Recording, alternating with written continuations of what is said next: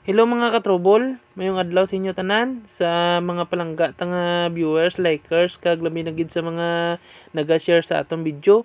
Pasensya lang kamo kay gaumpisa pa lang tada biga vlog ah.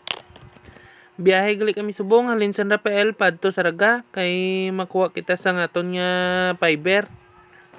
Samtang gabiyahe kita, pag-agi na mo diri sa stock farm, may nakita kami nga nga tree planting nga mga estudyante. So bali madamo sila diri ga guys, ga tree planting. Damo sila mga dala nga mga tanom nga mga kahoy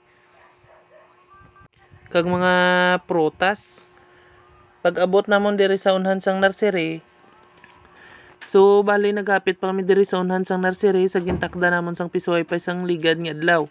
Bali nagtakod kami diri o nagilis kami diri sang amon nga poste kay taman gito kanubo ang gintakod namon sang ligad.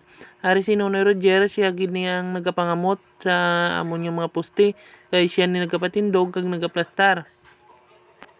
Kag pagkatapos namon diri takod sang amon nga poste diri sa unan sang nursery, direkta na kami sa Banwa.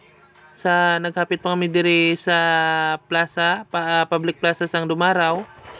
Kag nagilibot-libot pa kami diri sa public plaza sang Dumaraw kay may ginalibod-libod pa kami diri nga amon nga dala.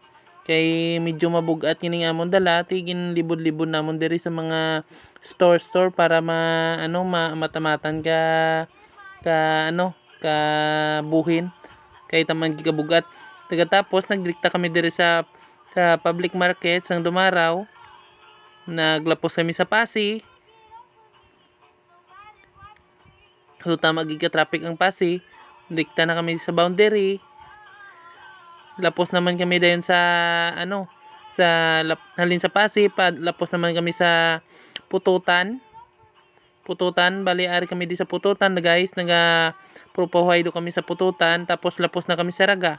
Nakuha namon diri ang amon yung mga stock nga fiber. Pagkatapos diri nagamata-mata kami pauli. Lapos naman kami sa San Rafael, kag tuyo naman kami pundo sang among nga sarakyan. So buta-buta gid ang amon nga guys, nga service. Buta naman si Bajaj Maxima naton nga service sa matag adlaw nga biyahe naton sa pangtrubol nga adlaw.